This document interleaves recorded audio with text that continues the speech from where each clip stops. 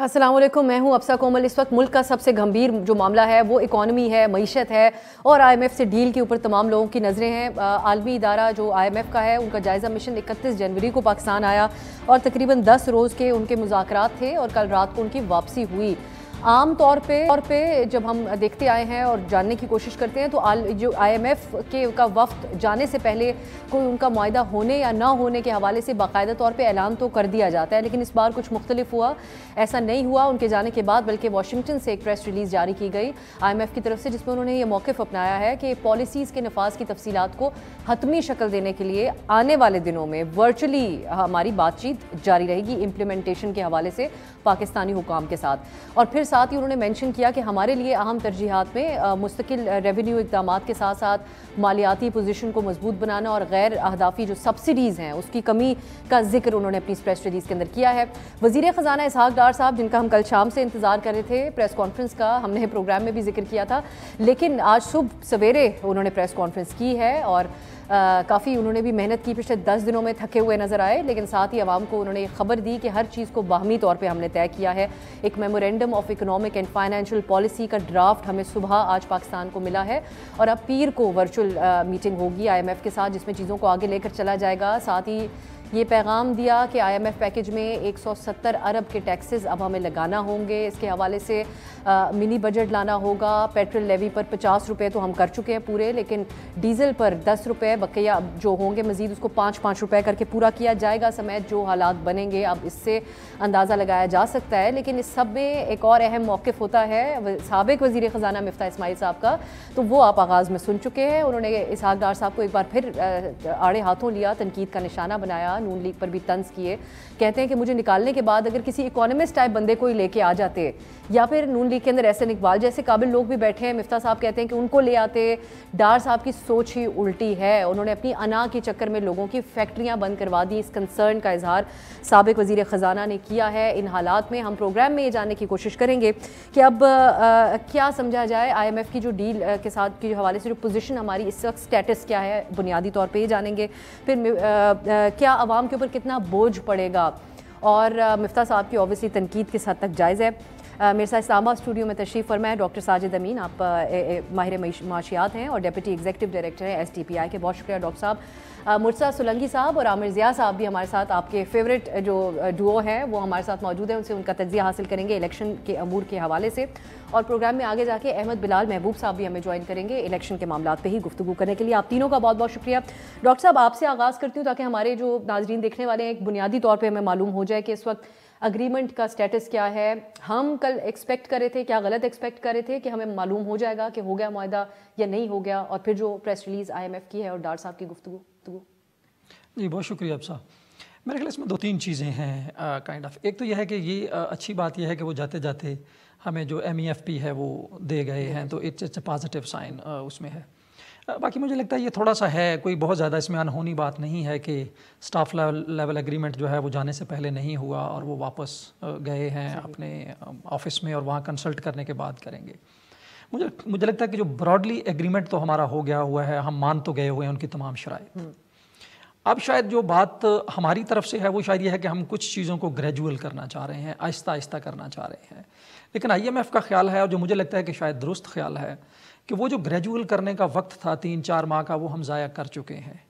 अब शायद IMF ये चाह रहा है कि आप अपनी जो कमिटमेंट है उसको अपने एक्शन के ज़रिए शो करें, और वो जो प्रायर्स हैं वो आपको पहले कर लेने चाहिए थे, नहीं किए तो आप अभी हमें वो शो कर दें, अपनी कमिटमेंट दें। हम इंटेंशंस पे नहीं चलेंगे, शायद इससे थोड़ा आगे अब जाने की ज़रूरत है। उसकी वजह से वो मुझे लगता है कि वो एग्रीमेंट नहीं हो पाया। इसको प्रिवेंट किया जा सकता था डॉक्टर साहब कि अगर हम जो बुनियादी तौर पे कुछ चीज़ें जो थी उस पर कर लेते। जी एग्जैक्टली।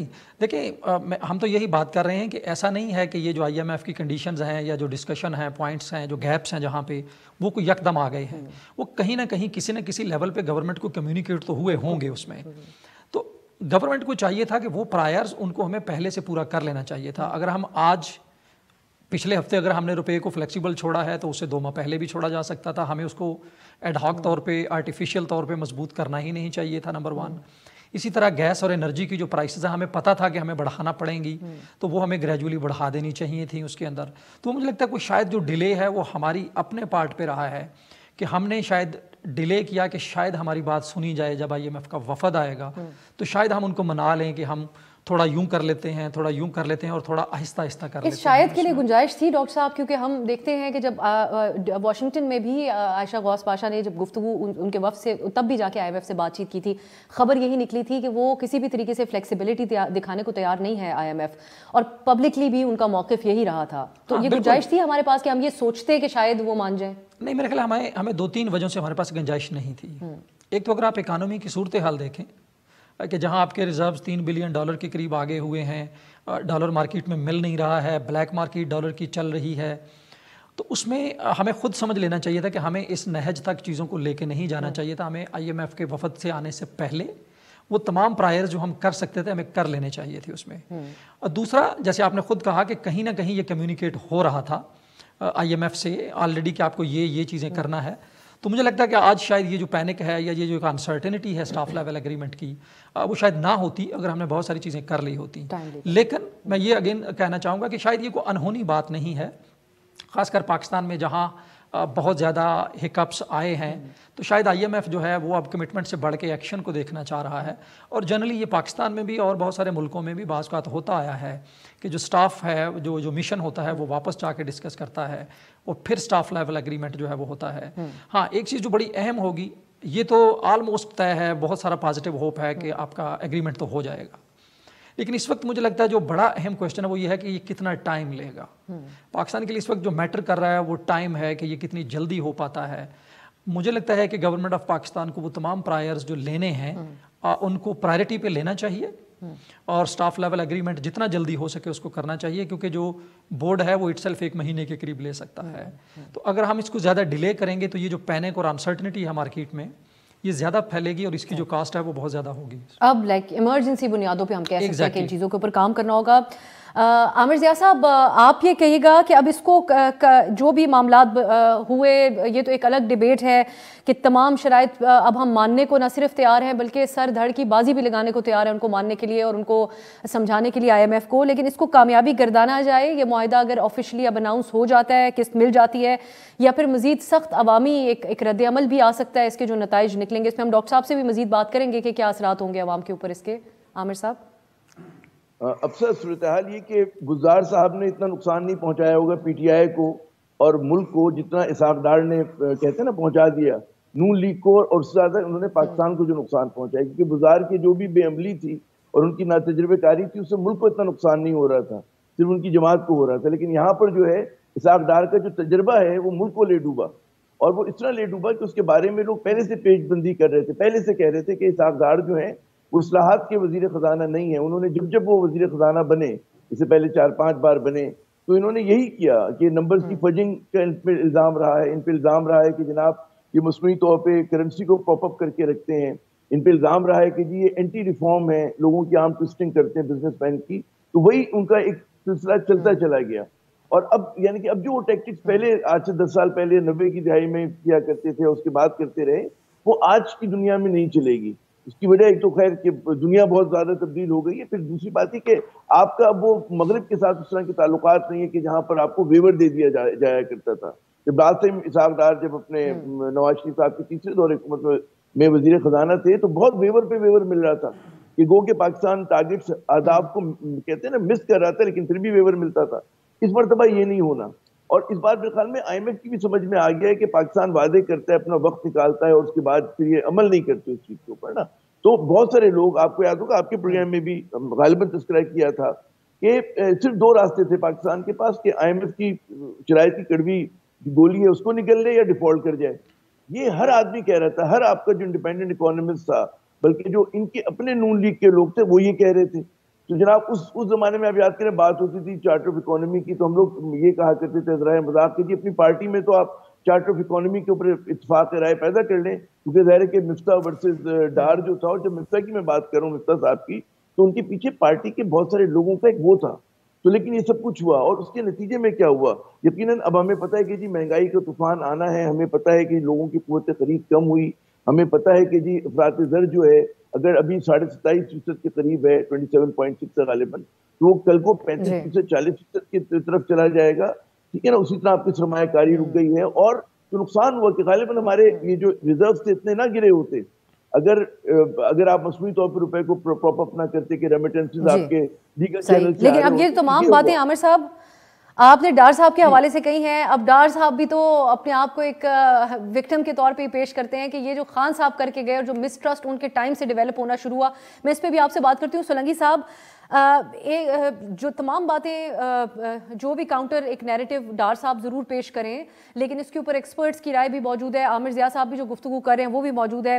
مس کیلکولیشن جو ڈار صاحب کی طرف سے ہوئی, ڈیلے جو ہوا یہ تمام معاملے کے اندر, کہ اور کچھ چیزیں ایسی جو واضح طور پہ نظر آ رہی تھیں کہ دوست ممالک کے اوپر بھی انحصار ڈار صاحب کا ایک مخصوص خاص قسم کا ہی رہا. اس سب میں سیاسی طور پہ نون لیگ کو کتنا نقصان ہوتا ہے, بالخصوص مریم نواز کو, جو آج بھی جب واپس آئیں لنڈن سے تو انہوں نے اپنے پہلے جلسے میں بھی دوسرے میں بھی جا کر ڈار صاحب کو کھلے الفاظ میں ڈیفینڈ کیا, اور اگلے دن قیمتیں بھی بڑھی تھی پیٹرولیم کی. نقصان ہوتا ہے ان کے موقف کو اس کے اندر, اگر سکور کر بھی لیتے ہیں ہم ڈیل؟ دیکھیں, ڈار ایک سیاستدان اور ڈار ایک وزیر خزانہ, یہ جو معاملہ ہے مجھے سمجھ آتی ہے کہ جو وقت اس میں لگا کہ 28 ستمبر کو وہ وزیر خزانہ بنے اور آج 10 فروری ہے, تو یہ جو اتنا وقت گزرا اس میں شاید انہوں نے سنسیئرلی کوشش کی کہ اگر ہمیں جو دوست ممالک ہیں ادھر سے کچھ مدد مل جائے, جس کے وعدے وعید بھی ہوئے یا جس کا ذکر بھی ہوا, تو شاید ہماری جو نیگوسیشنز ہیں, جو مذاکرات ہیں IMF سے, اس میں ذرا ہمارے لیے سازگار ماحول پیدا ہو. یہ خواہش تو اچھی ہے, لیکن جو حقائق ہیں وہ بہت مختلف ہیں. ایک تو ہماری ایک روایت ہے وعدہ خلافی کی, جس میں پچھلی حکومتیں بھی شامل ہیں. جو عمران سرکار تھی انہوں نے بھی جس طریقے سے اس معاہدے کو وائلیٹ کرنے کی کوشش کی, تو اس وجہ سے ایک تو وہ وجہ ہے. دوسری وجہ عامر ضیاء نے آپ کو بالکل ٹھیک بتائی کہ دنیا بدل گئی ہے. جو اسٹریٹجک ونڈ فال جو ہمیں ملتا تھا سرد جنگ کے زمانے میں, وہ ہمارے جو پالیسی میکرز ہیں وہ لگتا یہ ہے کہ ابھی تک اس سرد جنگ کے ہینگ اوور سے باہر نہیں نکلے. تو ان کو چاہیے کہ جو بدلتی ہوئی دنیا ہے اس میں وہ آنکھیں کھولیں and wake up and smile کافی. اب صورتحال جو ہے وہ خاصی خراب ہوئی ہے. یہ ٹھیک ہے کہ ہمارا معاہدہ ہو جائے گا, اور اگر ہو بھی جائے تو ڈاکٹر صاحب شاید اس کے بارے میں بتائیں گے آپ کو کہ ہمیں پھر ایک اور IMF کے معاہدے کی طرف جانا پڑے گا. لیکن یہ ہمارا یہ ایک پرینیل کرائسس ہے, مطلب کوئی 2 درجن بار ہم جا چکے ہیں. ایک ہم نے IMF پروگرام جو ہے وہ کمپلیٹ کیا ہے جو 2016 میں تھا غالباً.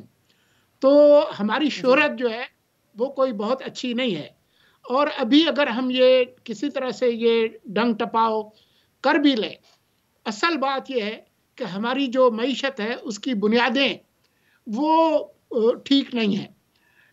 یہ اس طریقے سے ہمارا ملک آگے چل نہیں سکتا. تو ہم تو خود بھی چاہیں گے کہ ڈاکٹر صاحب بتائیں کہ جی ٹھیک ہے پروگرام تو ہو جائے گا, لیکن یہ ہم اس بحران سے کیسے نکلیں گے؟ 130 ارب ڈالر کے قریب کے ہم مقروض ہیں. ہمارا جو بجٹ ہے اس کا بڑا حصہ قرضے اور قرضے کی قسطیں دینے, پھر ڈیفینس, یہ ملا دیں تو پھر پاکستان کے عوام کے لیے کچھ بچتا ہی نہیں ہے. تو ابھی بھی جو وزن ڈالیں گے 170 ارب کا جس کی بات ہو رہی ہے, تو دیکھنا یہ ہے کہ جو پاکستان کی جو اشرافیہ ہے, بزنس کلاس ہے, کارپوریٹ ہے, جو لینڈڈ ارسٹوکریسی ہے, اشرافیہ ہے, وہ کتنا اس کا وزن اٹھاتے ہیں, یا سارا وزن غریب عوام کے کندھوں پر ڈالیں گے. گفتگو کو آگے بڑھائیں گے ایک بریک کے بعد. بریک کے بعد خوش آمدید. سائی صاحب, یہ تو جو سولنگی صاحب بات کہہ رہے ہیں کہ کیا یہ اب ہم سیلیبریٹ تو اس وقت کریں یا دل تھام کے بیٹھیں, مزید آگے فیوچر میں کیا کرنا ہے, اس پہ بھی آپ بات کیجیے. اور دوسرا جو گفتگو ہو ہی رہی ہے کہ کس حد تک ملبہ ڈاکٹر صاحب آپ سمجھتے ہیں کہ پی ٹی آئی کے اوپر مس ٹرسٹ کا ڈالا جا سکتا ہے, یا یہ ایک کلیکٹیولی آج تک جس طرح سے ہمارے ہاں معاملات چلتے رہے, ریفارمز کبھی نہیں ہوئے, اس کے اوپر ہونا چاہیے. اس میں اگر واضح طور پہ آج ہم کس وجہ سے مس ٹرسٹ ہے؟ میرے خیال ہے تین بنیادی آپ اس کو دیکھ سکتے ہیں. ایک تو ہماری 70 سال کی جو ہسٹری ہے, جیسے سولنگی صاحب نے کہا کہ یہ ہمارا 23واں پروگرام ہے, تو اس کا مطلب ہے ہم ہر 3 سال کے بعد آئی ایم ایف کے پاس آن ایوریج چلے جاتے ہیں. 3 سال کا پروگرام ہوتا ہے اور ہم اس کے فوراً بعد دوبارہ سے 1.5-2 سال کے وقفے سے چلے جاتے ہیں. اس میں ہوتا بنیادی طور پہ, جہاں پہ سولنگی صاحب کا بڑا اہم پوائنٹ ہے کہ ہوتا کیا ہے کہ ہم 2 سے 2.5 سال ہم ایک بیلنس آف پیمنٹ کرائسس میں جاتے ہیں, آئی ایم ایف کا پروگرام لیتے ہیں, 2 سال اس کی سخت شرائط پہ نہ چاہتے ہوئے ایکچولی عمل کرتے ہیں. ہم نے کبھی بھی اس کو اپنا ایجنڈا نہیں, ہم اب آج بھی یہ کہہ رہے ہیں کہ یہ آئی ایم ایف کا ایجنڈا ہے. یہ آئی ایم ایف کا ایجنڈا نہیں ہے, یہ ہمارا ایجنڈا ہونا چاہیے.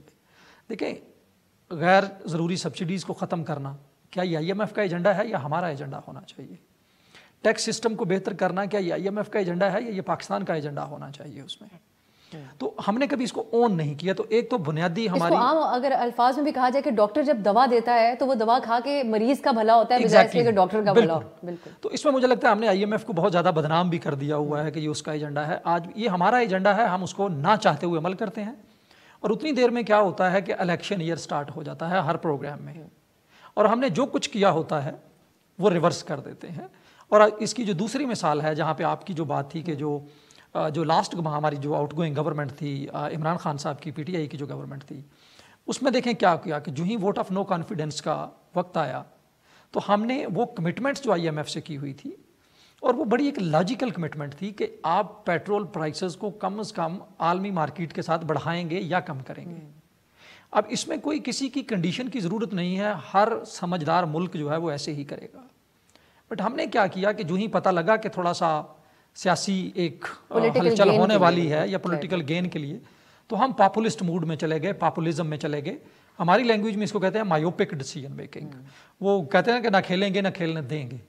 یہ اس طرح کا ڈیسیجن تھا کہ ہم نے نہ صرف یہ کہ اس کمٹمنٹ کو بائی پاس کیا کہ ہم بڑھائیں گے, ہم نے اس کو ریورس کیا کہ 10 روپے فی لیٹر پیٹرول اور 5 روپے جو ٹیرف ہے انرجی اس پہ الیکٹریسٹی پہ, اس کو کم کر دیا. اور پھر اس کو 4 ماہ کے لیے فریز کر دیا کہ یہ جون تک جو ہے وہ فریز رہے گا. یہ مجھے لگتا ہے کہ جو ریسنٹ پروگرام ہے, جو ہمارا آن گوئنگ پروگرام ہے, اس میں سب سے بڑا سیٹ بیک تھا, جو ایک ٹرسٹ گیپ اس میں جو آیا ہے. اس میں ڈاکٹر صاحب جو 4 مہینے آپ کہہ رہے ہیں کہ اس کو ریورس نہ کرنے کی بھی جو معاملہ تھا, مفتیٰ صاحب تھے اس ٹائم پہ, وہ بھی اب سیاسی وجوہات ہی اس میں کاؤنٹ کیا جا سکتا ہے؟ ہم جو لیکڈ آڈیوز میں بھی سن رہے تھے کہ کس قسم کے پریشرز ان کے اوپر بھی ڈالے جا رہے تھے اور ان کے پارٹ کے اوپر بھی اس کو ایڈریس نہیں کیا جا رہا تھا. جی میرا خیال ہے میں کہیں اور بھی یہ بات کر رہا تھا کہ اس وقت پاکستان کو جو ایک بہت بڑا رسک ہے وہ پولیٹیکل انسٹیبلٹی ہے.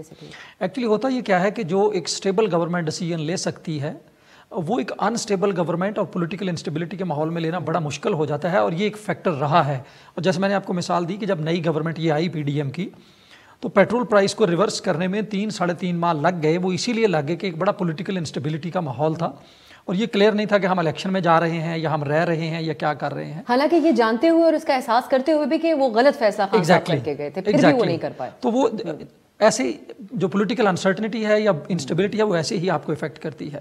جہاں پہ ہم وہ بات دوسری جو کر رہے تھے کہ جو یہ جو 3-4 ماہ ضائع ہوئے ہیں, مجھے لگتا ہے یہ بڑے اہم ہم نے ضائع کیے ہوئے ہیں, کیونکہ اس وقت ہمارے ریزروز جو ہیں وہ بڑی تیزی سے آپ نے دیکھا نیچے آ رہے ہیں.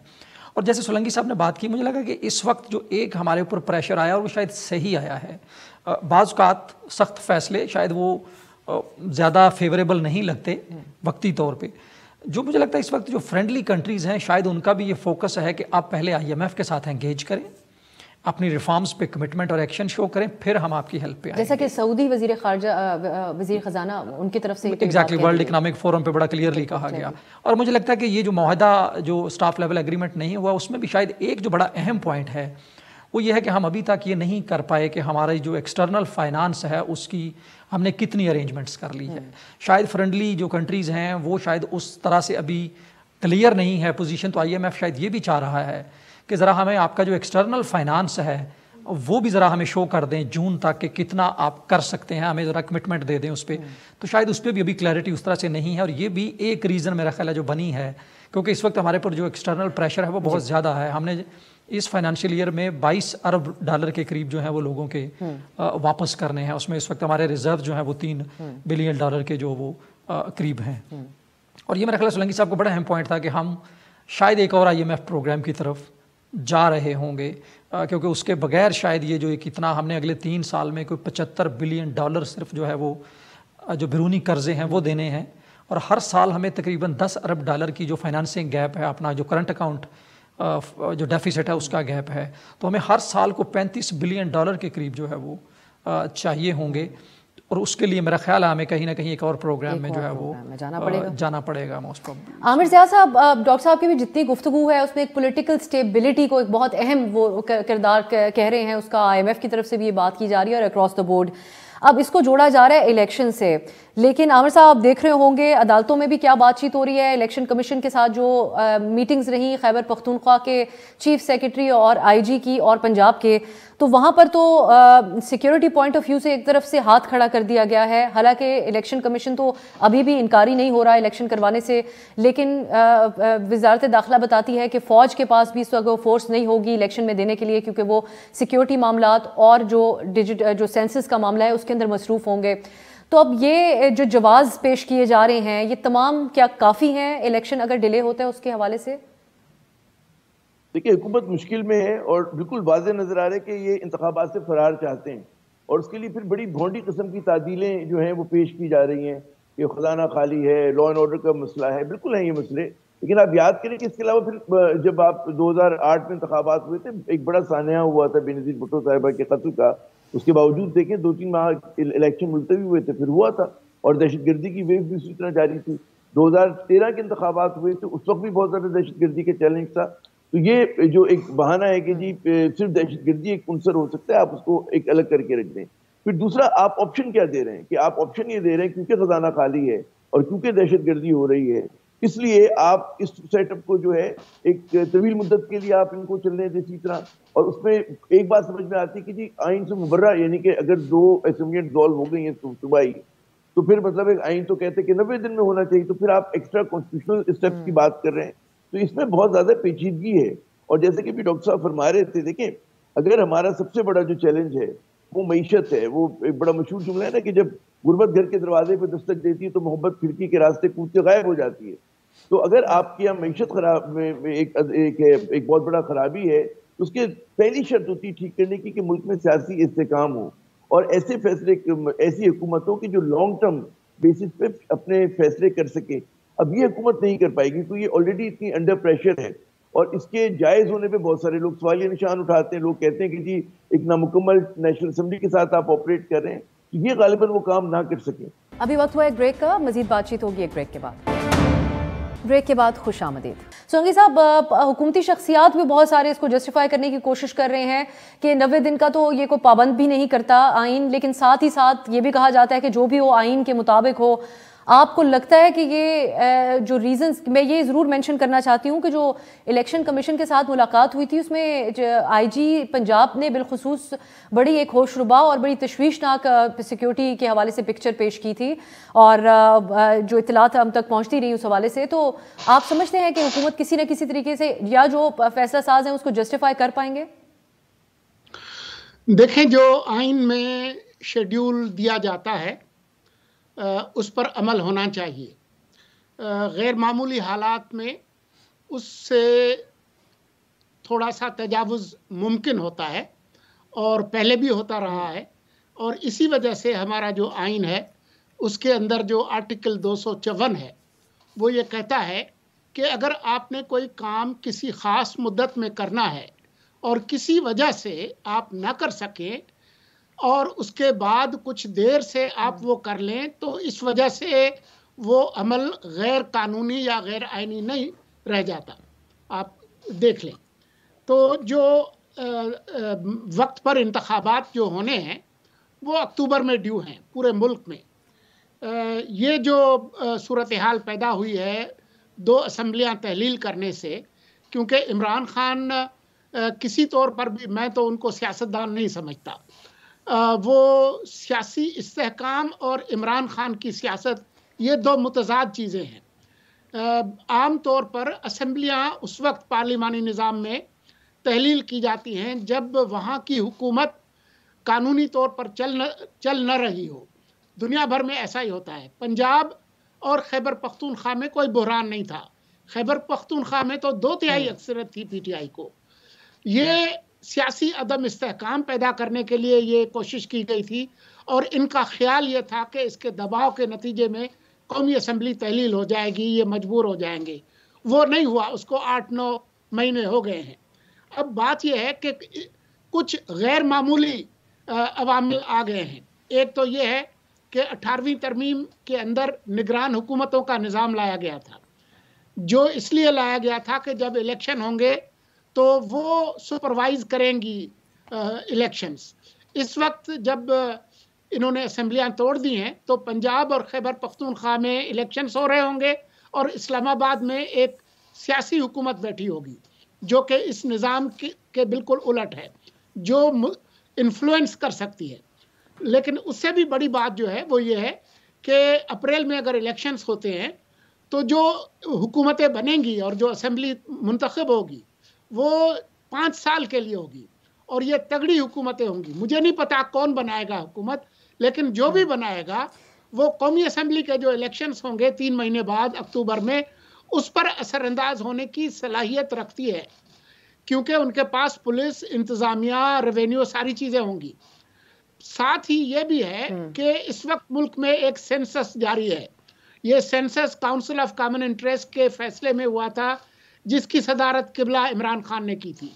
اب اس وقت اپریل میں جب آپ الیکشن کرائیں گے تو یہ الیکشن پرانے سینسس پہ ہوں گے اور جو اکتوبر میں ہوں گے وہ نئے سینسس پہ ہوں گے.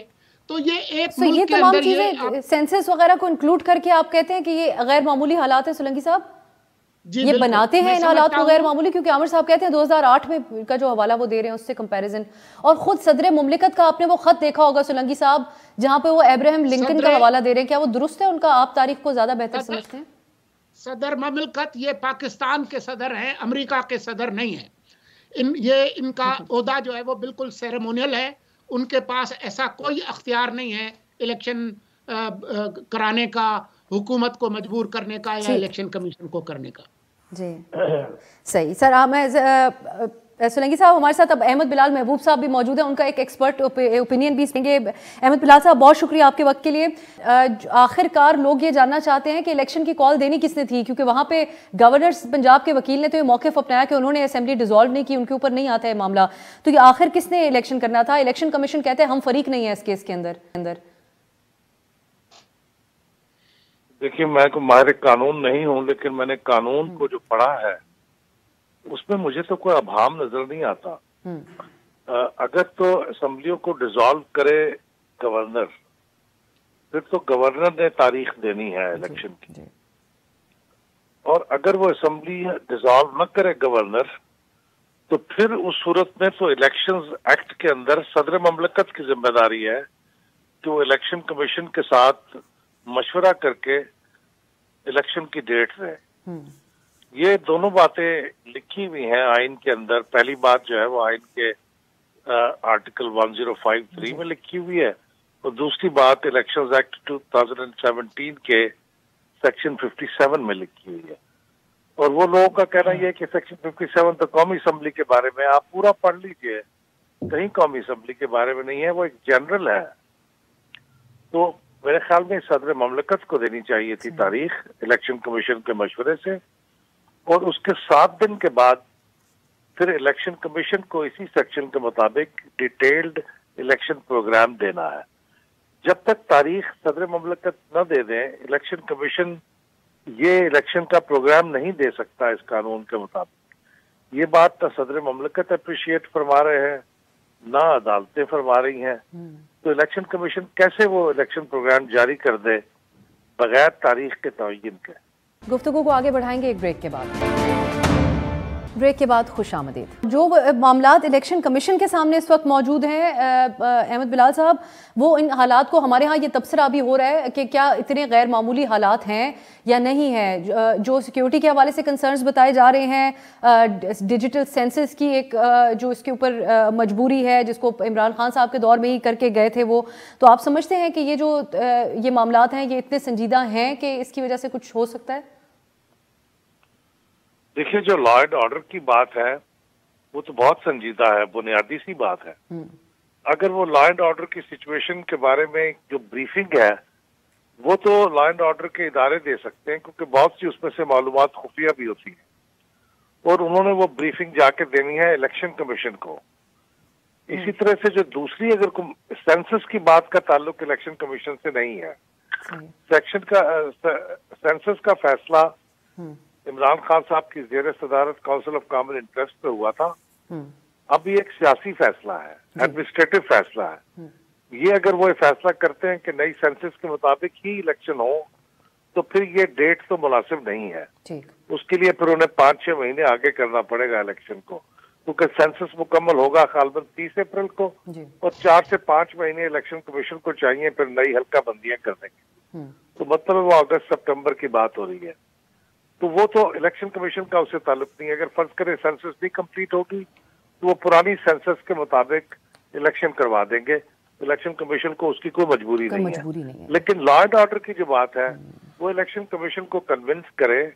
اگر تو وہ کنونس ہو گیا کہ واقعی ایسی کریڈیبل رپورٹس ہیں اور الیکشن کی پوسٹ پونمنٹ وارنٹڈ ہے، تو پھر وہ سیکشن 58 آف الیکشن ایکٹ میں یہ اختیار صرف الیکشن کمیشن کو ہے کہ وہ الیکشن کے پروگرام میں تبدیلی کر سکتے ہیں، اور کسی کو یہ اختیار نہیں ہے.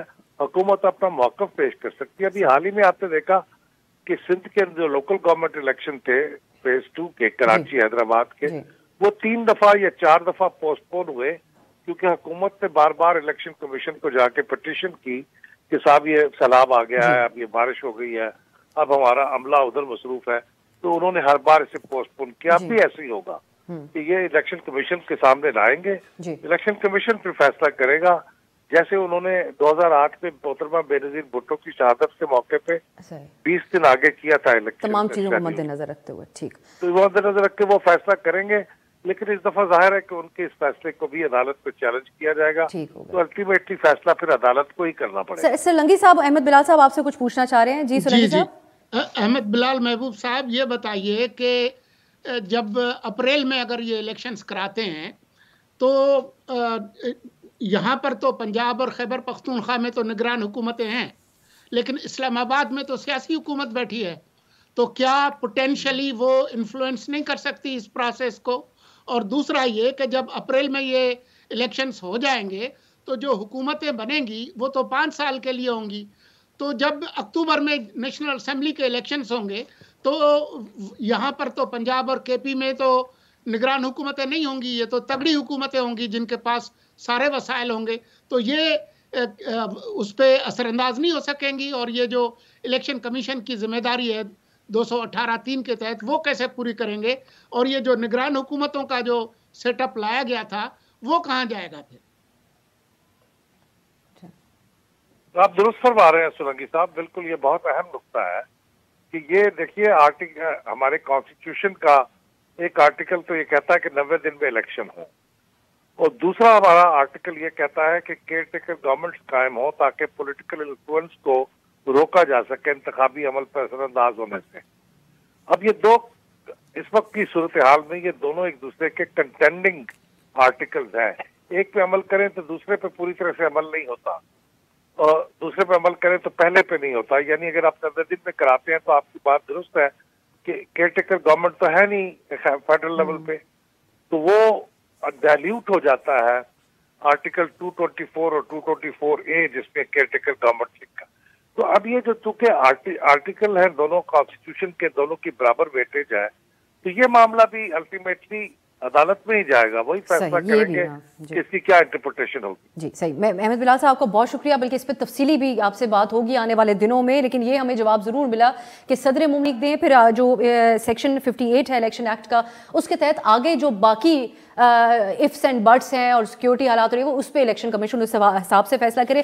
ڈاکٹر صاحب میں آخر میں آپ سے یہ کامنٹ چاہوں گی، اس کے اوپر آپ بات کریں کہ اب جو عوام کے اوپر بوجھ پڑے گا، اور عوام جو دیکھ رہے ہوں گے وہ چاہتے ہوں گے کہ ہم آپ سے یہی پوچھیں اس وقت، اس کو آپ سمجھتے ہیں کہ کچھ ایک ٹیکنیکلی گورنمنٹ کسی طریقے سے ٹارگیٹڈ سبسڈیز یا کسی طریقے سے مینیج کرنے کی گنجائش رکھتی ہے کہ بوجھ اس حد تک نہ پڑے جس کا ابھی پیش خیمہ ہے، حالات دکھاتے ہیں؟ میرے خیال یہ بڑا اہم ہی، سب سے اہم جو اس پوری ڈسکشن کا جو حصہ ہے وہ یہی ہے کہ عام آدمی کہاں کھڑا ہے اس پورے سیناریو میں. ہم پروگرام لے بھی لیتے ہیں، شرائط بہت مشکل ہیں. 20% تک آپ کو انٹرسٹ ریٹ لے کے جانا ہے اسٹیٹ بینک کا، وہ بڑھانا ہے، پرائسز بڑھانی ہے، 25% آپ کو ٹیرف بجلی کا بڑھانا ہے، 40% گیس کا بڑھانا ہے، اور جو جی ایس ٹی آپ 1% خاص کر بڑھا رہے ہیں. جیسے سولنگی صاحب نے اس وقت کہا تھا نا کہ دیکھیں عام آدمی پہ کتنا امپیکٹ جاتا ہے. جو میجر شیئر ہے وہ عام آدمی پہ جا رہا ہے، کیونکہ جو 650 ارب روپے کے قریب جو ریونیوز کلیکٹ ہو رہا ہے وہ آپ کا جی ایس ٹی سے ہو رہا ہے، جو آپ 1% بڑھا رہے ہیں اس میں. اور یہ بڑا انفلیشنری ہوتا ہے، بہت زیادہ تیزی سے انفلیشن جو ہے.